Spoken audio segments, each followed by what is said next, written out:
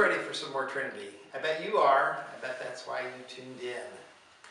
If you don't know about it already, we do these every week, and you should be a part of it.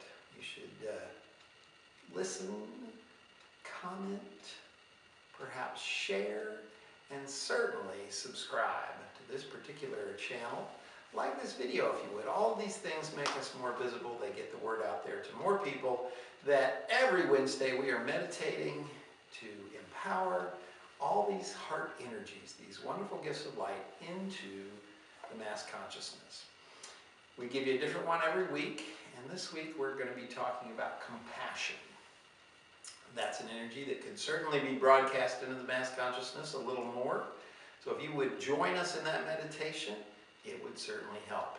But you have to know what compassion is. It's not just a word, there's a sensation attached to it. And that's what we try and give you in these videos every week, a sensation to go with the energy. Compassion is not going to be something you understand unless you let go of something first. We've talked before in previous videos about how people confuse care and caretaking. Well, there's a similar problem with compassion. We conflate that very often with pity, and those are two separate things, and they will take you in two separate directions.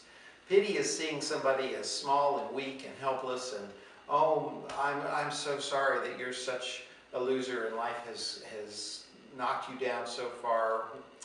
I wish you were strong and powerful like me. Maybe I'll give you some of my money or energy or time, and that will help pull you out of your horribly small little space. That's a toxic thing to hold somebody in, that view that they are less than the light of who they are. True compassion is quite the opposite. True compassion is when you give somebody the benefit of the doubt, when you see them as more than their current circumstances. You know that they are a magnificent light being, even if in the moment they are stuck, they are making mistakes, they are in fact maybe being a bully or just a jerk. You know, they're human, and we all get into those places where we are not at our best.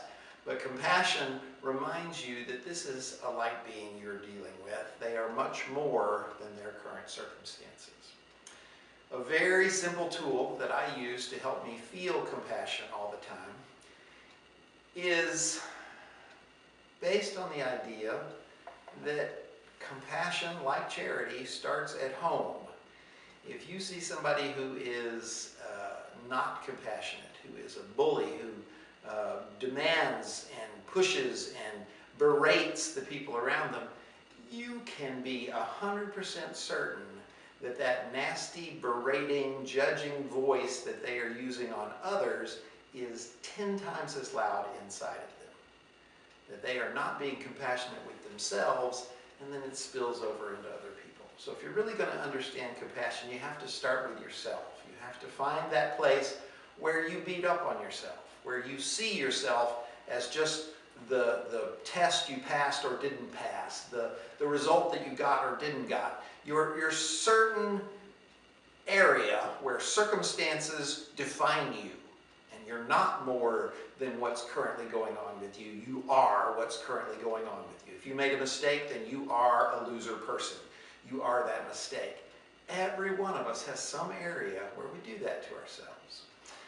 I found a very cool trick is to pretend that when you are trying to work through that, when you notice I dropped a casserole dish and I'm calling myself a loser, that you should stop and pretend that you are talking to someone you care a tremendous amount about. Maybe your best friend in the world, maybe your mother or your grandmother or one of your precious little kids, somebody that you love a tremendous amount, and they did this thing, not you. They did it. They dropped the casserole dish.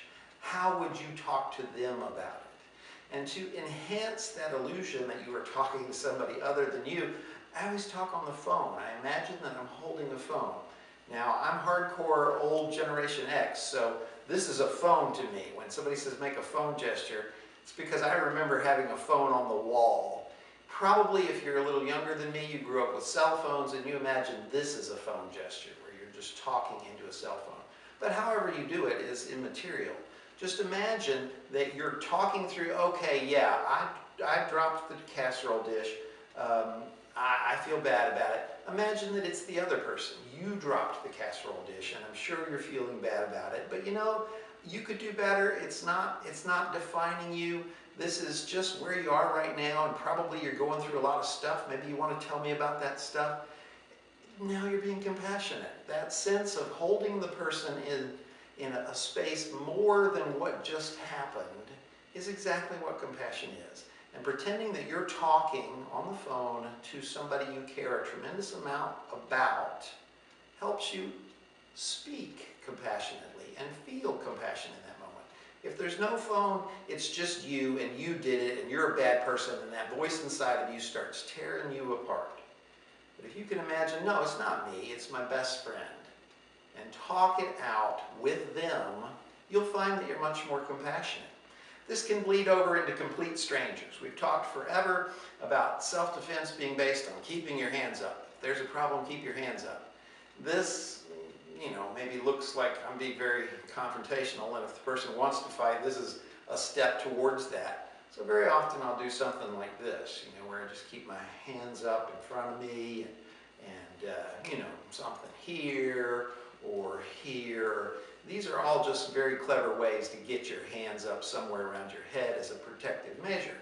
You can do that with this little phone gesture and be like, oh yeah, that's interesting, tell me more, tell me more. And it just looks like you're, leaning your hand on your fist, but you've got your little phone. And now you're talking to this person who might be a threat or certainly is, in some way making you feel the situation's not safe, but you can talk compassionately because you're talking to your friend on the phone. And that can translate into any situation. You have to start with using it on yourself, or you have really no compassion to bring to the other people. But if you use it on yourself and it becomes a habit to talk into the phone, you can do that with a person in front of you. If you're one of those people that talks on the cell phone, you can just have your hand here, that's interesting, yeah. Holding your hand up, talking, yeah. And you're still talking into your imaginary cell phone. And you're having a conversation with your friend, not the person in front of you who is acting like such a jerk and really triggering you. This little trick helps you really feel the compassion that's already in you. It's in there somewhere, and this will bring it out. If you think that stuff's cool, stay tuned for more Trinity.